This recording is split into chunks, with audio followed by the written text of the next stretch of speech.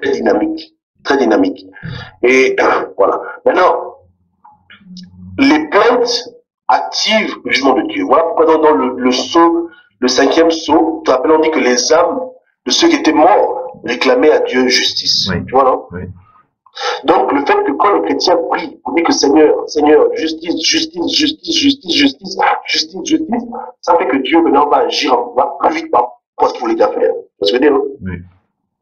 Rappelle-toi en Égypte, bien que Dieu avait déjà prophétisé leur esclavage, c'est quand le peuple, de façon unanime, a commencé à crier vers Dieu pour dire que Seigneur, on n'en peut plus cet esclavage. On dit que Dieu a entendu leur, Dieu s'est rappelé d'Israël, et Dieu est venu maintenant les délivrer. Oui. Donc, ces choses-là. Donc, lorsque on est maintenant là, en 2014, à la fin des temps, en 2015 du moins, et qu'on se rend compte autour de nous, il y a beaucoup de satanistes qui font n'importe quoi, c'est la fin des temps, Dieu maintenant veut qu'on les juge. Leur mettre au pied le mur, leur d'écouter, si vous voulez pas vous repentir, vous allez récolter le mal que vous avez semé.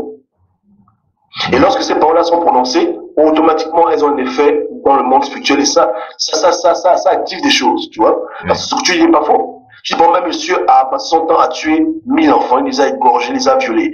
On lui dit, écoute, arrête de faire ce que tu fais. Il ne veut pas comprendre. On lui dit, arrête de faire ce que tu fais. Il ne veut pas comprendre. Arrête. Après, tu dis, bon, ce que tu as fait, maintenant, l'heure est arrivée pour toi de les récolter. Tu dis que Dieu, regarde ce qu'il a fait.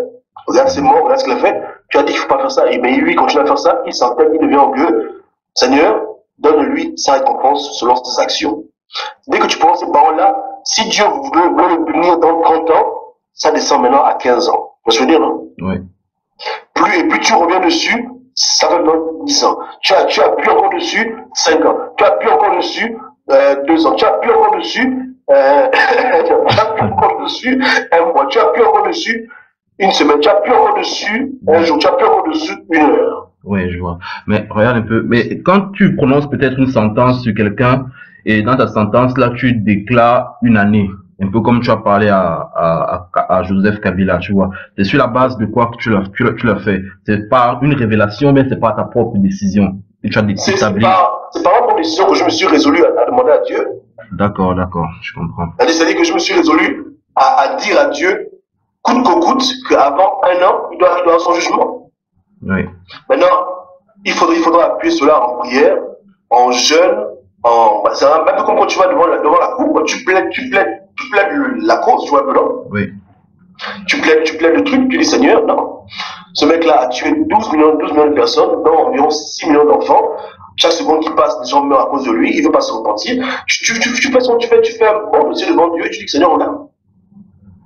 On ne veut pas qu'il meure. Mais pourquoi lui, il doit vivre, les gens doivent mourir inutilement. Tu vois ce que je veux dire, non? Oui. Donc, moi, tu sais, moi, je connais comment je ficelle un dossier.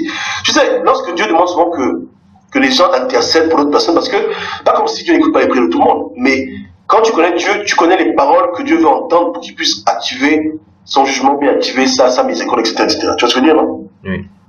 Voilà pourquoi on dit que souvent, même l'Esprit de Dieu prie pour nous, parce qu'il connaît les paroles qu'il faut dire par rapport à telle ou telle situation, tu vois? Oui. Donc, moi, selon ma propre expérience avec Dieu, lorsque j'ai vécu, je sais que pour quelqu'un comme Kabila, une année, c'est largement suffisant. Tu vois ce que je veux dire, hein? Oui. Donc, quand je dis 1 an, c'est pour moi, je me donne le temps, moi, 1 an, de bien ficeler devant Dieu son dossier, afin que l'échéance soit conséquente. Tu vois, non? D'accord, je comprends. Ouais. Moi-même, souvent. Là, il peut aussi arriver que Dieu te dise lui-même. Oui. Parce que de temps en temps, tu peux aussi aller vers Dieu avec un dossier, et tu ne donnes aucune date, et Dieu lui-même te dira, écoute, ok, avant telle année, je ferai ça, je ferai ci. Tu vois ce que je veux dire? Oui. Par exemple, j'ai dit à Ali Bongo Nimba que si il continue à tuer les enfants, au prochain enfant qui tue maintenant, son dossier va aller vers Dieu maintenant. On va rappeler à Dieu tout ce qu'il a fait, afin que le jugement que Dieu a prévu pour lui s'accélère. Tu vois ce que je veux dire? Oui. Et avec une importance capitale pour que les gens comprennent que Dieu ne blague pas. Donc, le dossier sera bien ficelé. Hein? Oui. 2 semaines de prière et puis c'est fini. Hein? Oui. Mais... Et à l'instant où tu commences ce genre de choses, dès que tu commences à prier comme ça, automatiquement, la personne qui est concernée commence à se sentir mal. Elle disparaît, 2 semaines malade. C'est que ça commence à venir déjà. Tu vois ce que je veux dire, hein? Oui. Et le but, c'est qu'elle se repente. Mais si elle s'entête, bon. Donc, Ben, au revoir. je comprends beaucoup mieux le sens de la phrase que le Seigneur Jésus disait que tout ce que vous lirez sur terre sera lié. Amen. Exact, c'est exactement ça. Et tout ce que vous délirez sera délié dans le ciel. Donc je comprends un peu mieux ce sens-là. Quand c'est pour une cause juste. Parce qu'aujourd'hui, le diable a perverti l'autorité des chrétiens. Tu vois un peu là? Oui. En leur demandant de prier pour des choses vaines. Hein? La voiture, la maison, le travail. Les gens vont vers Dieu, supplier Dieu pour ce genre de choses. Tu vois ce que je veux dire? C'est bon. C'est bon de le faire, mais il ne faut pas exagérer. Tu vois ce que je veux dire? Oui. Maintenant, mais à la base, Dieu nous a établis sur terre comme des juges pour que sa justice règne et pour que son royaume soit établi. Tu vois? Oui. Donc, quand il y a abus et que tu vois qu'il y a abus, tu viens, tu juges la situation. Maintenant, il faut faire un minimum de recherche, demander à Dieu de montrer exactement les contours de la situation. Tu comprends ce que je veux dire? Hein? Oui. Par exemple, au Gabon, il n'y a pas Kali Bongo qui tue. Peut-être que lui, il ne tue même plus, mais ce sont les gens qui protègent qui tuent. Tu vois? Oui. Donc, on va vers Dieu, on dit Dieu, lui-même, il ne fait pas le mal, peut-être, mais il cautionne le mal et il protège ceux qui font du mal. Tu vois un peu, non? Oui. Il les protège, il les cache, quand on les attrape, il les libère de prison. Donc, il est participant du mal. Et comme il se réclame comme étant le chef de la loge maçonnique du Gabon, alors que la faute de ses enfants retombe sur lui-même. Tu vois un peu? Oui. C'est tout. Et que le jugement s'abatte sur lui. Que le Seigneur se rappelle de tous les mères qui aujourd'hui n'ont plus d'enfants à cause de lui. Que le Seigneur se rappelle de tout le sang qui a coulé à cause de lui, à cause de ces gens. Que le Seigneur voie que l'argent, que les crimes rituels qu'ils font, ce n'est même pas pour aider des gens, c'est pour eux-mêmes être dans des belles voitures, Mercedes, limousines. C'est pour leur propre plaisir, leur propre passion, pour avoir des prostituées. Donc ils tuent les enfants pour pouvoir satisfaire sa libido. Pour des choses aussi vaines, ils tuent des vies humaines que tu as créées. Parce que chaque enfant est une perle devant l'Éternel. Tu comprends un peu? Oui, je vois. Mais quand tu écoutes ce genre de choses, la colère monte, hein, tu vois un peu là. Oui, mais quel est dans le sens de quand on dit prier pour vos ennemis et non contre vos ennemis? Bien sûr, on prie pour que l'ennemi se repente, on ne prie pas pour que l'ennemi continue à tuer les enfants et puis continue à vivre dans l'opulence, tu vois ce que je veux dire? Ouais. La seule prière qu'on doit faire pour l'ennemi, c'est que l'ennemi donne sa vie à Dieu. Maintenant, s'il faut qu'il soit châtié pour ça, c'est autre chose. Mais on ne peut pas laisser l'ennemi continuer à faire le mal et puis à la solde de pauvres innocents. Tu vois? Ouais. Non, la vie de l'ennemi ne vaut pas mieux que la vie des gens qui l'oppressent. Parce que s'il faut les mettre sur une balance, l'ennemi, lui, il ne va pas continuer à vivre, tuer les gens et puis les innocents meurent. Tu vois ce que je veux dire? Hein? Ouais, je comprends. Donc s'il y a quelqu'un qui doit disparaître, c'est lui. On ne veut pas qu'il meure. Mais s'il y a un choix à faire entre lui et l'enfant de 2 ans, 3 ans, mais le choix est vite fait. Tu comprends? Ouais. Voilà. Maintenant, s'il n'y a que la mort qui le stoppera, et que Dieu le stoppe, c'est tout. On s'est dit que je ne vais pas dire à Dieu que Seigneur, tue-le dans sa baignoire ou bien. Non, non, non. Nous travaillons, ce n'est pas de demander à Dieu comment il va le juger. Tu vois un peu là? C'est d'exposer. Mais dis à Dieu que Seigneur, stoppe-le. Oui. Stoppe-le. Et comme nous, on connaît que l'ennemi est têtu, on sait automatiquement que le seul moyen que Dieu le stoppe, ce sera de le tuer. Oui. Ou bien de le rendre handicapé, il ne marche plus, il ne parle plus. Tu vois ce que je veux dire? Hein? Oui. Donc, nous, notre choix est vite fait. La vie de l'enfant vaut mieux que la vie de l'ennemi. Quand l'ennemi ne veut pas se repentir. Mais quand on juge, comme on est en Christ, on dit bien à Dieu, Seigneur, touche son âme, aide-la à se repentir. On ne veut pas en arriver là. Mais si à la fin de la journée, il n'y a que 2 options, il vit, l'enfant meurt, ou bien il meurt, l'enfant vit, le choix est vite fait, Seigneur, prends soin de l'enfant. Tu comprends? Oui, je comprends.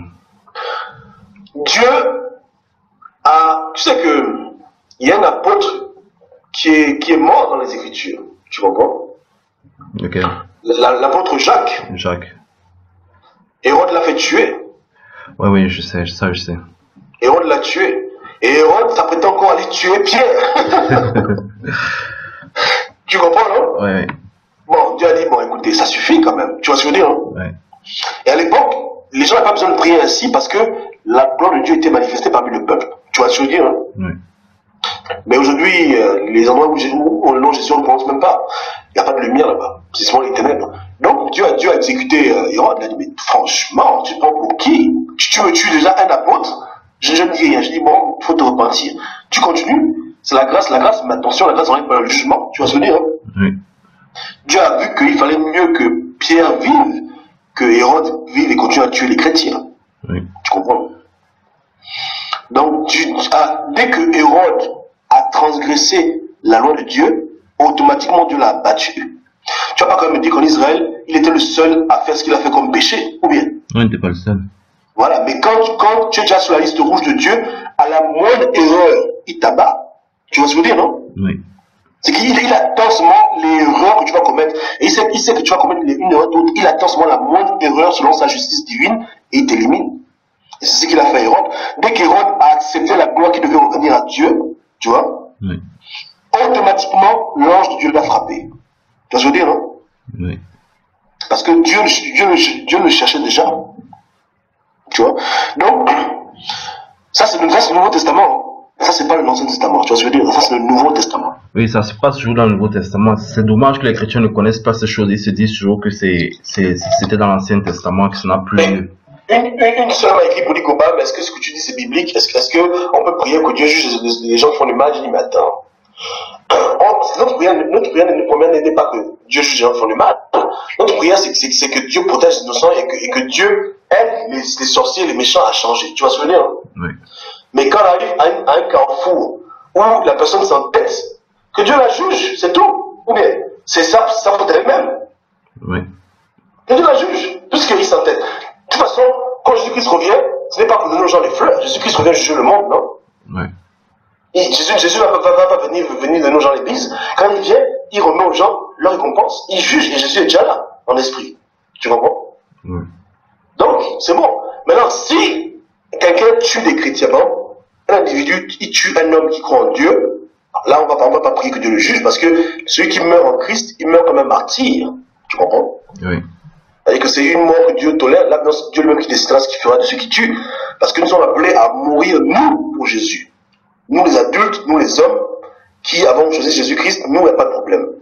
Mais un enfant, non, l'enfant n'est pas dans l'équation. Je comprends beaucoup mieux le sens qui fait qu'on ne puisse pas prier contre Daesh. Tu vois un peu? Ouais. Quand ils persécutent les chrétiens, je comprends un peu ce sens-là. Ouais, quand ils persécutent les chrétiens, tu peux rien faire. Mais si dans ils vont au-delà des chrétiens, commencent à tuer des bébés, on dit non. Parce que nous devons porter les marques de notre foi. Donc si quelqu'un te tue parce que tu crois en Jésus-Christ, c'est autre, il n'y a pas de problème. Mais si quelqu'un tue un enfant, sans raison, parce qu'un enfant ne croit pas encore en Dieu, un enfant est juste innocent, il est là, machin, tu vois ce que je veux dire, hein? Oui. Là, on dit non. Là, ce ne sont pas les règles du jeu. Tu vois? Si Daesh rentre dans la maison, je suis là avec mes frères, il vient, il nous tue, ok. Mais s'il commence à vouloir tuer nos neveux, nos nièces, on dit non. Tu vois ce que je veux dire, hein? Oui. On dit non, ils ne savent pas. Pourquoi tu veux tuer eux? C'est pas dans le contrat qu'on a signé avec Dieu. Ouais. Nous-mêmes, on nous attrape, on nous tue, on ne peut pas résister. Et même là encore, ça dépend des raisons.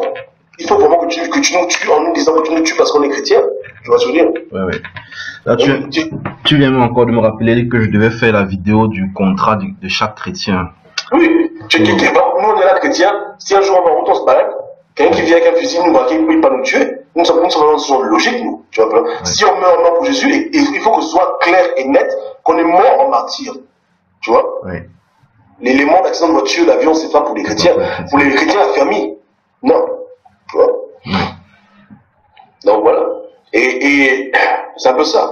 Mais même là encore, tout dépend même de la mission que Dieu te confie. Si Dieu a dit que le temps n'est pas encore venu, tu dis non. Donc, c'est comme ça. Tu sais, maintenant, tout dépend de ton adresse à parler de ça.